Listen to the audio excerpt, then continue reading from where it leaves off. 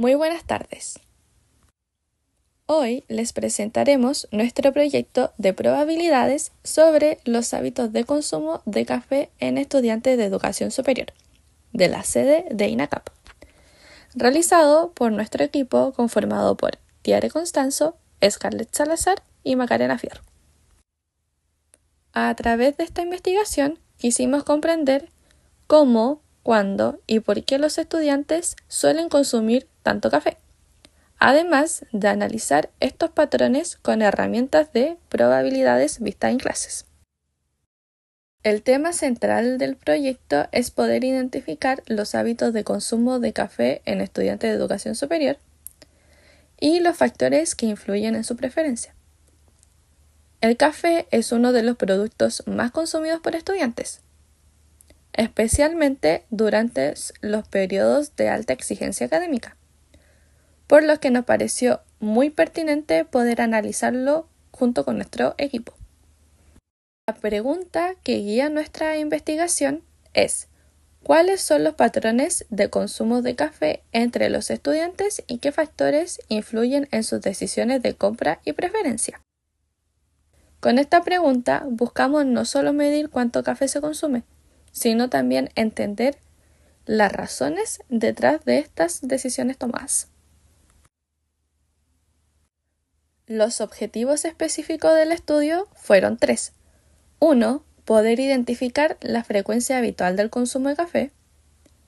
2. Evaluar el nivel de dependencia de café en los estudiantes. Y 3. Determinar el gasto asociado al consumo del café. Estos 3 puntos nos permitieron tener una visión completa del comportamiento del consumidor. En la descripción del proyecto podemos decir que para cumplir estos objetivos diseñamos una encuesta dirigida a estudiantes de educación superior, en la sede de INACAP. Esta encuesta recopila datos sobre la frecuencia del consumo de café, el gasto mensual, dependencia, preferencias y motivaciones. Con esto logramos construir una base sólida para nuestro análisis de probabilidades.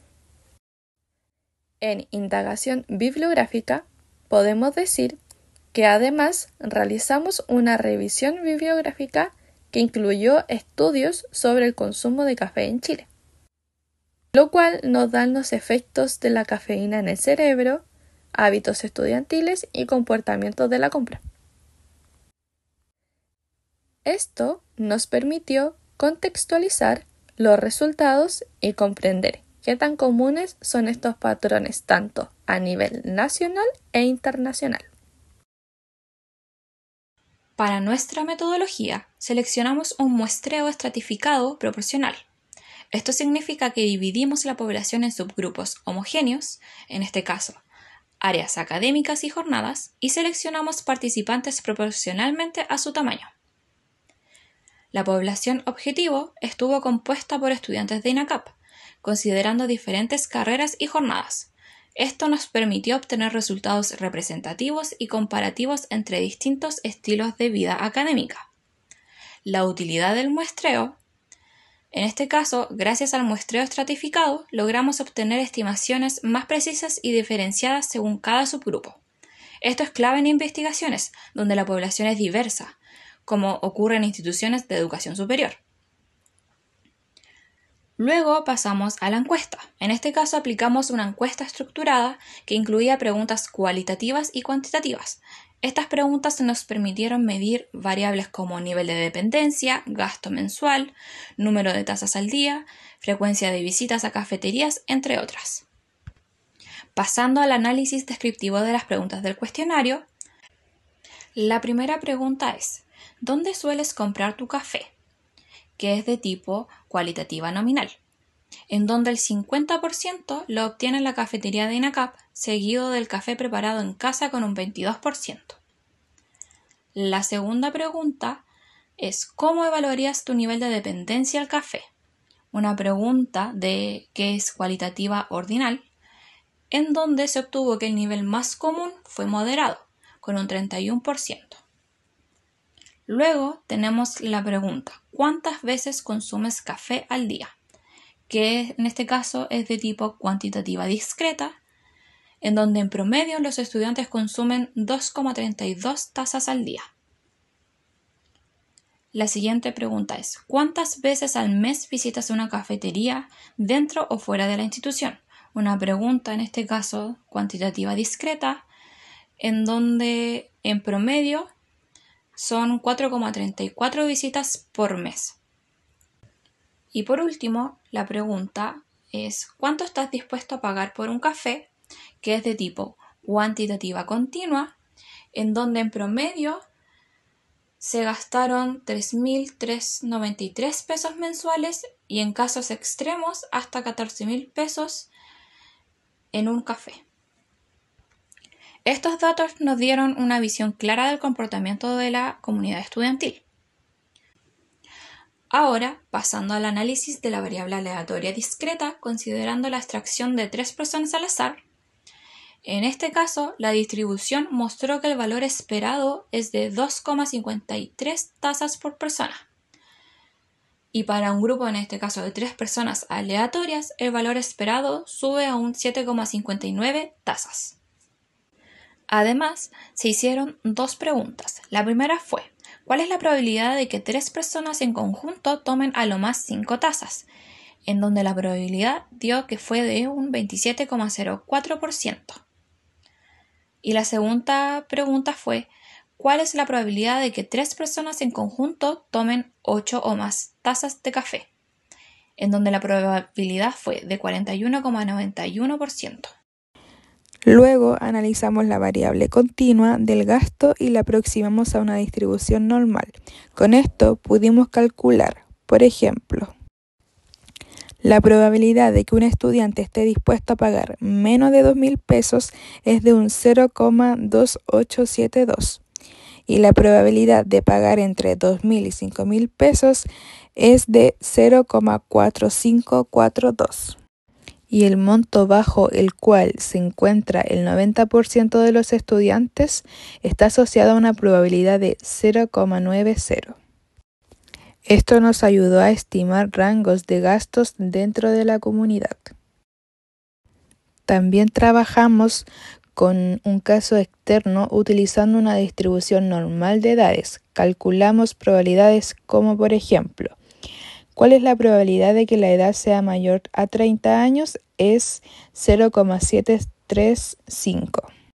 La probabilidad de que la edad sea menor que 25 años es de 0,044.